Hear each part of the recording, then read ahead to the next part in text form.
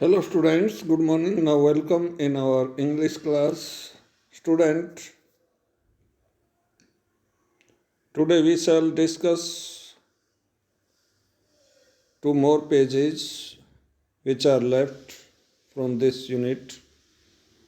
Now from this page, part D till part C we discussed in last lecture. Today we are going to discuss part D. This channel airs many science related programs. Here object is there in form of these word many science related programs. ये object है, इसको book में subject बनाकर यहाँ लिखा गया है।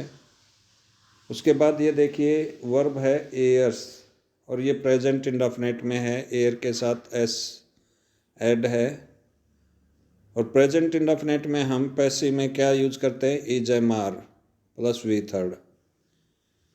अब ये प्रोग्राम्स प्लूरल है इसलिए क्या यूज होगा, आर, तो ये यूज किया आर। उसके बाद air, third form of air that is aired, aired on this channel. Instead of by, air preposition on is used. In some of the cases we use other preposition rather than by के बजाय दूसरी preposition हम use करते हैं, जैसे यहाँ on use किया है। Next, our eco club staging a play on the importance of tree। अब यहाँ पर ऑब्जेक्ट क्या है, अ प्ले, इसको सब्जेक्ट बनाया गया है, ये सिंगुलर है। और ये देखिए टेंस कौन सा है, इज स्टेजिंग। इज स्टेजिंग जो है प्रेजेंट कंटिन्यूस शो करता है। प्रेजेंट कंटिन्यूस में हम इज एम आर के साथ बीइंग ऐड करके वी वन को वी थर्ड में चेंज करते हैं। तो अप्ले इज बीइंग, इज के साथ बीइंग ऐड किया है। वी वन स्टेज है, इसकी V third staged by our eco club on the importance of trees. अब बाई आवर इको क्लब ये सब्जेक्ट था, eco club, our eco club, और ये on the importance of tree ये सेंटेंस कम्प्लीमेंट, ये as it is रखा गया। Next, F part, the team members were cheering the bowler. अब ये देखिए द बाउलर जो है ये ऑब्जेक्ट है, इसको सब्जेक्ट बनाया गया है। इसके बाद देखिए टेंस कौन सा है, पास्ट कंटिन्यूस। पास्ट कंटिन्यूस में क्या होता है, वाज वर के साथ बीइंग ऐड करते हैं, तो वाज के साथ बीइंग ऐड किया है। उसके बाद चीयर जो वी वन है इसको वी थर्ड में, दैट इज चीयर।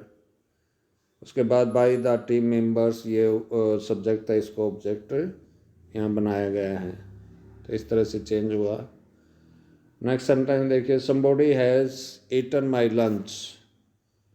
तो इसका क्या चेंज हुआ, माई लंच। इसके बाद देखिए हैज़ ईटन, ये किस टेंस को शो करता है, प्रेजेंट परफेक्ट को। और प्रेजेंट परफेक्ट में क्या यूज़ करते हैं, हैज़ के साथ ये बीन ऐड करते हैं। तो यहाँ माई लंच सिंगुलर है इसलिए हैज़ यूज़ किया है, उसके साथ बीन यूज हुआ है, हैज़ बीन। और वी वन ये क्या नाम, वी थर्ड थी, यहाँ वी थर्ड की V third as it is लिखी गई, बाई समबॉडी, ये सब्जेक्ट था, इसको ऑब्जेक्ट बनाया गया यहाँ पर। नेक्स्ट एच पार्ट देखिए, एच पार्ट में क्या है, प्लीज़ एक्सेप्ट माई अपोलॉजी। तो यहाँ देखिए प्लीज़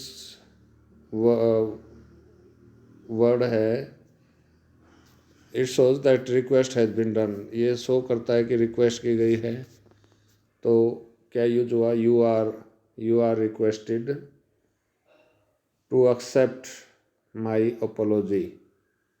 रिक्वेस्टेड के बाद ये जो सेंटेंस है एज इट इज़ टू लगा के एज इट इज़ लिखेंगे।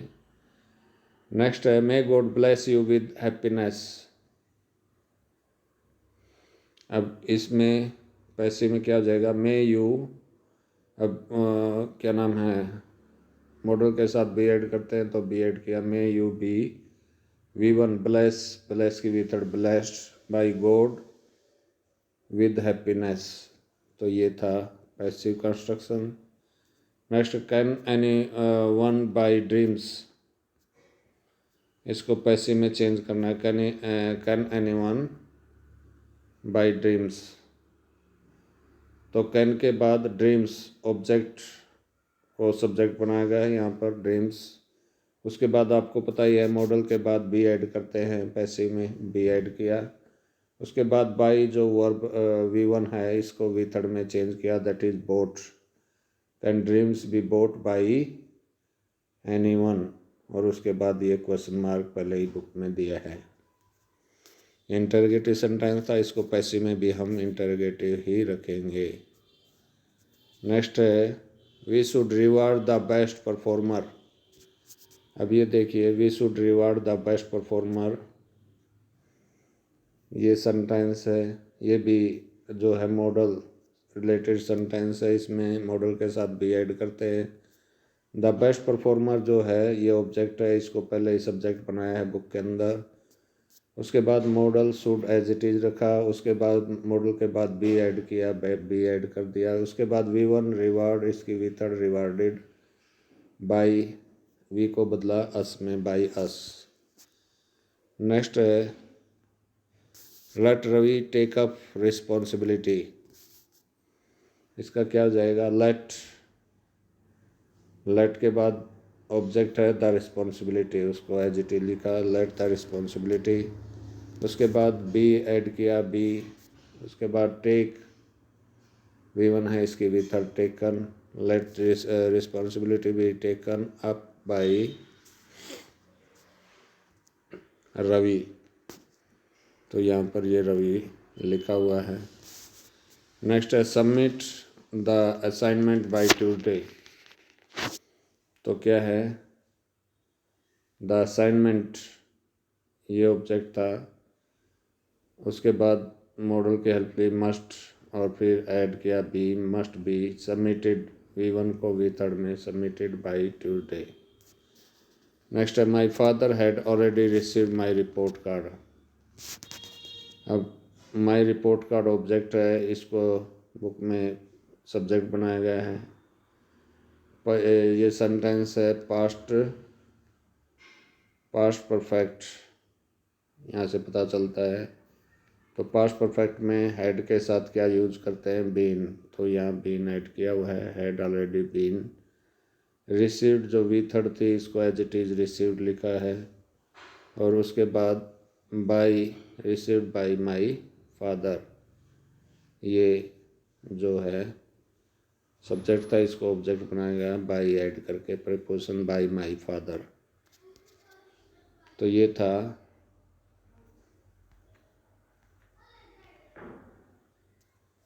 पेज 1। सेकंड पेज देख लें। सेकंड पेज पर क्या है, rearrange the following word phrases to form meaningful sentence, यानी जंबल वर्ड दिए हुए हैं, इनको मीनिंगफुल सेंटेंस में बनाना है। इनको रीअरेंज करके सीक्वेंस वाइज, जैसे पहले सब्जेक्ट पैसिव है तो पैसिव के ढंग से एक्टिव है, तो सेंटेंस को एक्टिव के ढंग से आपने रीअरेंज करना है। अब फर्स्ट सेंटेंस रीअरेंज करके बनाए, Marco Polo was brought up in Venice, Marco Polo को वेनिस लाया गया, ये पैसिव कंस्ट्रक्शन है, वाज ब्रोट। नेक्स्ट में बी में क्या है, ही वाज, यहाँ कुछ वर्ड दिए थे, ये आप देख रहे हैं। इसका सेंटेंस क्या बना, he was taken an expedition to China by his father and uncle, तो ये फिलअप कर लेंगे। नेक्स्ट है they were invited to stay, they were invited to stay in China at the court of the emperor,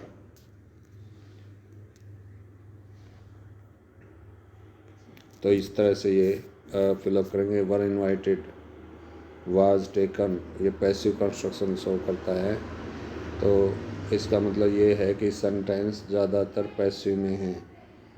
next है Marco Polo was asked to serve the emperor, Marco Polo को कहा गया emperor की सेवा करने के लिए। नेक्स्ट है, अब ये देखिए वाज आस्क्ड जो है वो किसको शो करता है, पैसिव कंस्ट्रक्शन को। Next, Mongolian thereafter therefore, तो इसको जो है किस तरह से सेंटेंस बनाया गया है वो देख लीजिए।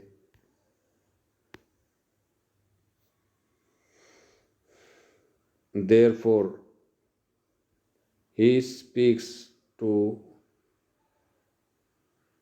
learn fluent Mongolian. Therefore, he speaks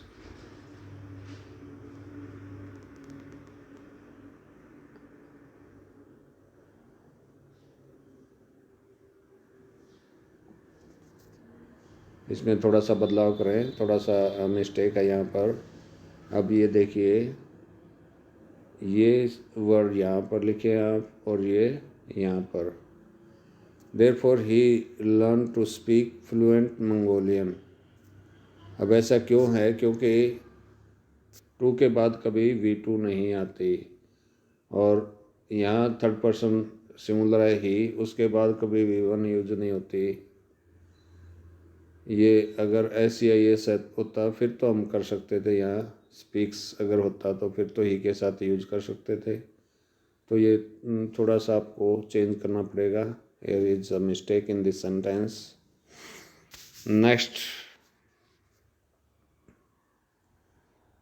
next sentence देखिए, 23 years later an account of Marco Polo was written by his travels। अब ये देखिए, was written जो है वो पैसिव को शो करता है। 23 years later, 23 साल बाद, an account of Marco Polo was written by his travels। Marco Polo का जो क्या नाम है इतिहास लिखा गया है वो उसकी ट्रैवल यात्राओं के द्वारा लिखा गया है कि वो कहाँ कहाँ उसने ट्रैवलिंग की। तो ये था जो 2 पेजेस रिमेनिंग थे, बचे हुए थे इस यूनिट के।